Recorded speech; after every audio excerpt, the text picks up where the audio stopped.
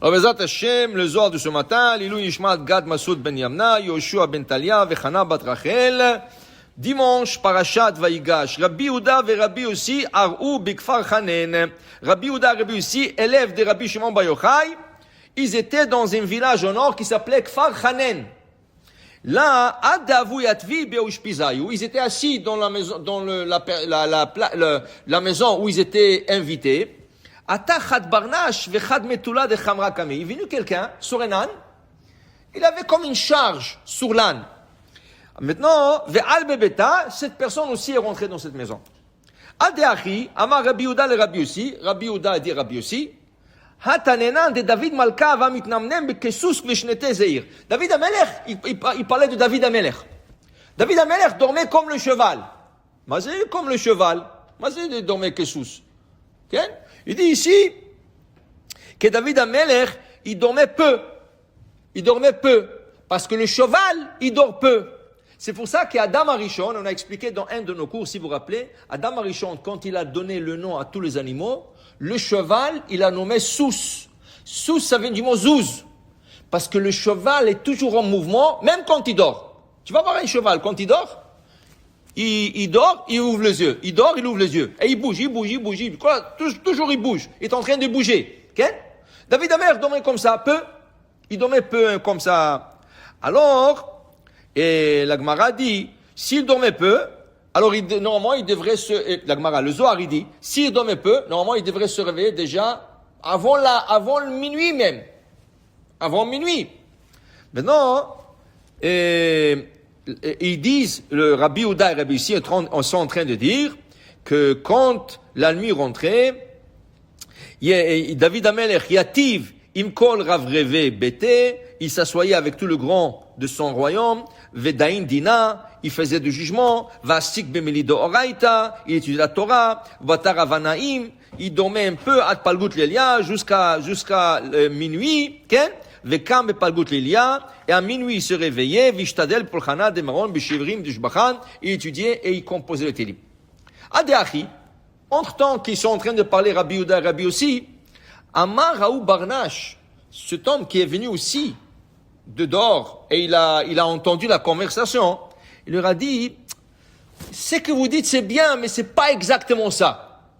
Il a dit oui, pourquoi? Il dit, je vais vous expliquer. Qu'est-ce qu'on dit? David Melech Israël Chai Vekayam. Pourquoi on dit David Melech Israël Chai Vekayam? Pourquoi on dit pas Shlomo Melech Israël Chai Vekayam? Pourquoi on dit pas Moshe Rabbeinu Chai Vekayam? Pourquoi on dit David Melech Israël Chai Vekayam? Lama, d'où c'est sorti cette phrase? Pourquoi on dit le dit? Alors il est en train de leur expliquer, il est en train de leur dire, vous savez que quand une personne dort, la nuit, il goûte 1/60 de la mort. 1/60 de la mort. Et tu sais quand ça vient? C'est quand tu commences à t'endormir, à la 60e respiration, ton âme te quitte. Ça veut dire, toi, tu es en train de dormir, tu respires normal. Tu vas pas commencer à compter tes respirations, là, hein? C'est pas comme les gens qui font l'apnée. Les gens qui font l'apnée, ils ont une machine qui calcule leur respiration, ou ils arrêtent de respirer. Non. Tu dors. À la 60e respiration, quand tu dors normal, tac, ton âme, elle quitte. David Amelech connaissait ce secret. Qu'est-ce qu'il faisait, David? Il calculait ses respirations.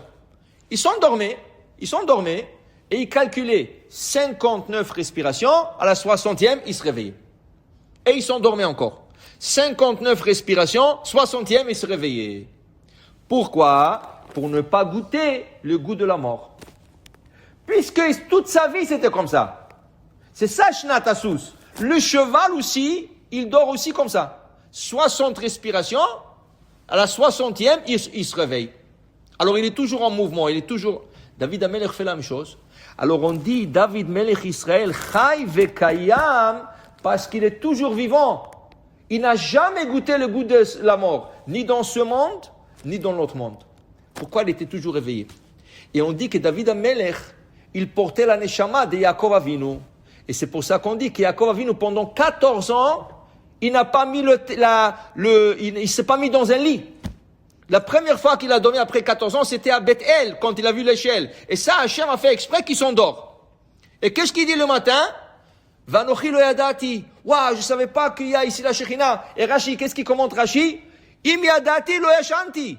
Si j'aurais su qu'il y a ici la Shekhinah, je jamais aurais dormi ici. Mais c'est Mina Shamayim qui voulait qu'il dort, pour qu'Hachem lui parle.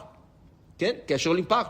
Alors tu vois, il y en a qui pensent, plus qu'il dort, c'est mieux. Non, au contraire. Plus que tu dors, plus que tu goûtes le goût de la mort.